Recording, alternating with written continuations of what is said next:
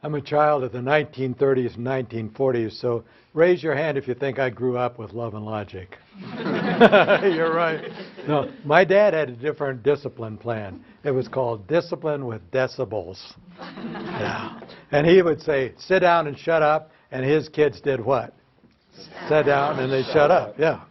So can you guess what the first thing I ever said in the classroom when I became a teacher? Sit down, shut up, yeah. Well, it wasn't long before I had to discover something. The world had changed, and that didn't work. You know, and I found the same thing with my kids at home. I tried to be just like my dad. I said, sit down and shut up. What did they do? They said, we're calling social services. We have rights. And it was the same in my classroom. Sit down, shut up didn't work. So what did I do? Being a good American, what do good Americans do? We find out what does not work and then we intensify it. Yeah. So I could yell better than my dad with fewer results. But I became very good at yelling at the kid. Well, it wasn't long before the principal discovered I was yelling at kids. And he came up to my room one night after school and he yelled at me for yelling at the kids. I told him he was a hypocrite. He said, what do you mean? I said, well, you're yelling at me for yelling at the kids. And he said, shut up. So you want to keep this job, you develop a little finesse. So I spent the next 8 years of my career developing the only thing I knew with finesse. Power, coercion, intimidation with finesse. Which means you don't yell at kids anymore.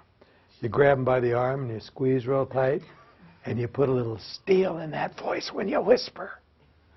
And I got real scary. And I could run deathly quiet classrooms. And nobody knew that I was getting high blood pressure and stress-related illnesses from trying to control all kinds of things through power and coercion and intimidation. But the teachers decided one year that I would be the best teacher for Scott Levesque, public enemy #1, Southwest Denver, budding little psychopath. Now, I don't use that word lightly. He actually, when I look back on it now, had all the hallmarks of a kid with reactive attachment disorder. He lived for power struggles. He could lie better than anybody else could tell the truth. Oh, he was a fire starter. Yeah, he'd burned down a couple of garages already, you know. And he could manipulate better than anybody I had ever known.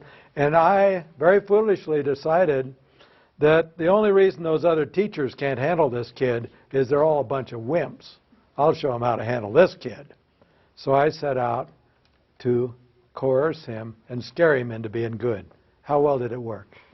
I didn't hear you. No. What do you suppose that year was like? Would you guess that by April of that year I was pretty frustrated? Oh yeah, every game I came up with, he neutralized it. Well, it wasn't long before I was angry, frustrated, cynical, burnt out, and I decided, okay, the next time this kid does anything, he's going to the office. And I knew that wouldn't work. I knew that would just degrade my credibility, but you know, at that time, I don't care. He's going to the office. And he pulled something.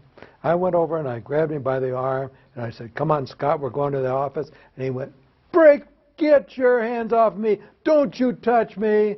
Break my arm. I'm reporting. And he's just screaming and carrying on. Well, I know how to handle that, right? Squeeze a little tighter. Whisper a little softer. But put some steel in that voice. And I said, come on, we're going. And I started to drag him out of the classroom. And he's screaming, child abuse, I'm reporting. And then he starts calling me all these names.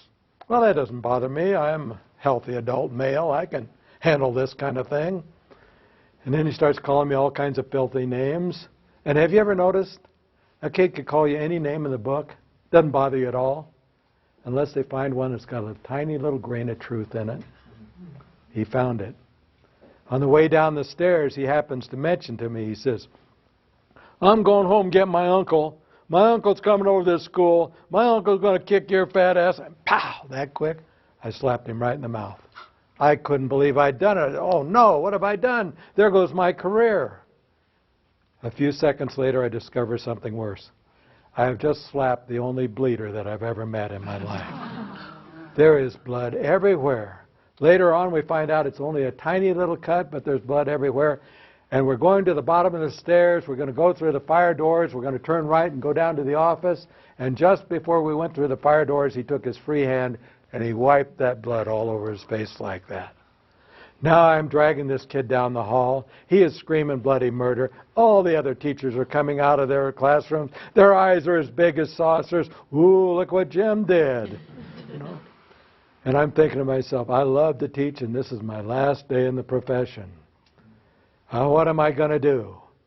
And there was a custodian in the hall. I think that guy had it in for me for something. I don't know what it was. But he stopped what he was doing, and he's now following us with a mop, and he's mopping up little drops of blood.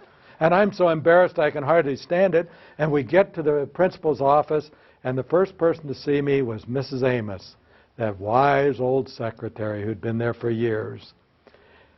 And actually, she understood me and my personality a whole lot better than I understood myself. Because she looked up, and she didn't say, "Oh, Jim, did he have an accident?" I'll never forget her words to this day. "Okay, Jim, better lie about this one. We'll stand behind you." I can't do that. You know, that won't work. And I'd rather put the cards on the table. But I still thought that maybe I could sweet talk him. And I said, "Come on, Scott. We'll get you in the clinic. We'll get you all cleaned up. Everything's going to be okay." And he looks at me and he says, "Look, Cal, I'm going home and show my mother what you did to me." Well, about this time, the principal, who, by the way, was a lot smarter than I was, came out of his room and he stared at me. And he didn't say one word. And then he turned around and went right back in the office and slammed the door. And I got the message. "Okay, Faye, you got yourself into this one. Let's see you get out of it." Well, I pushed him into the clinic. I pulled the door shut, and I was hanging on to it because I knew he was going to wrestle that door with me, but he didn't. I heard all this racket in there. Then I hear the nurse's desk go over. Later on, we discovered that while he was in there, he ripped his shirt into shreds, emptied his bowels in the desk drawer. We got a really sick kid and a really scared teacher. And I'm thinking, what do I do? And then I remember this psychologist who came to our school one time to talk to us about dealing with upset parents. And he had an interesting message. He was saying, you know, a human brain is hardwired to look for control and closure at all costs. And if a kid comes home with their story, the parent is going to lock in on that story. And they're going to believe that and not believe anything that comes afterwards. He had an interesting soundbite. He would say, "A lie can travel halfway around our planet before truth can even get its shoes on." What does that actually mean? That when people hear something, the first thing they hear, they lock in on that, and that becomes their belief system. They feel like they have security with that. And then they don't believe what comes next. Who understands that better than anybody? Kids and politicians. Yeah, politicians on both sides know that if you stretch the truth, tell a lie, even afterwards, if that's proven to be wrong, people will still be locked in on the lie. Yes. So his advice was, head them off at the pass. Head them off at the pass. If a kid has torn skin, torn clothes, or torn emotions, make sure that the parent hears your version of the story first before the kid, and make sure it's true. Okay? So I thought, boy, I better get on the phone. And I called up Scott's mother. And I got her on the phone and I said, "Carol, I really did it this time." And then I heard what she had said to me 20 other times that year. "What now? What do you do now?" And I said, I hate to tell you this, but I slapped him, honest. But I didn't hit him that hard. You know how easy he bleeds.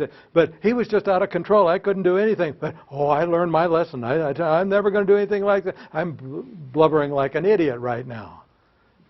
And then it dawns on me. She's not responding. There's just dead silence. And did it make it worse or better for me? Worse. Oh, yeah. And then she came back with this. Jim, the way that kid left the house this morning, if you hadn't hit him, somebody would have.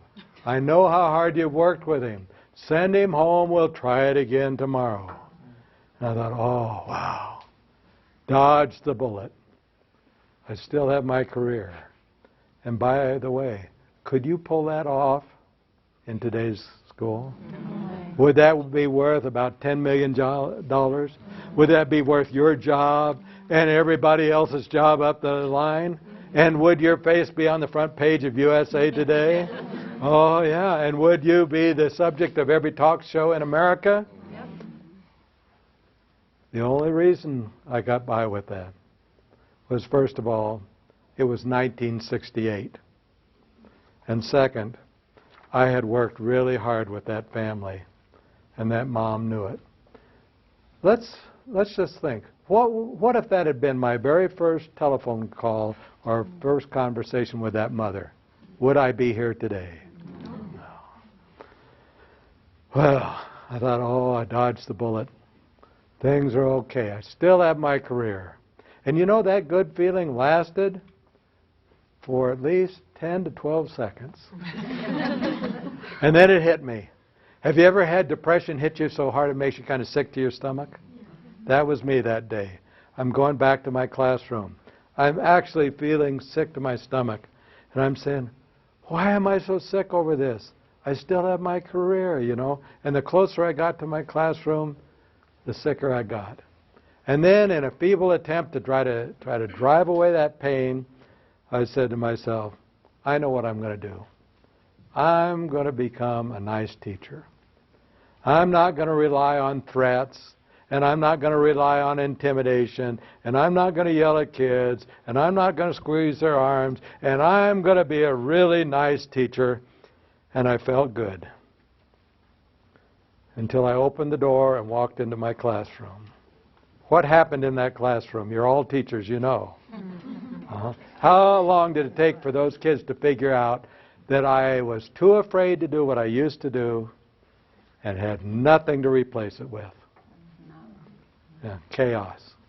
And I couldn't go to my principal and say, well, this is interesting, lost control of my classroom. How about that?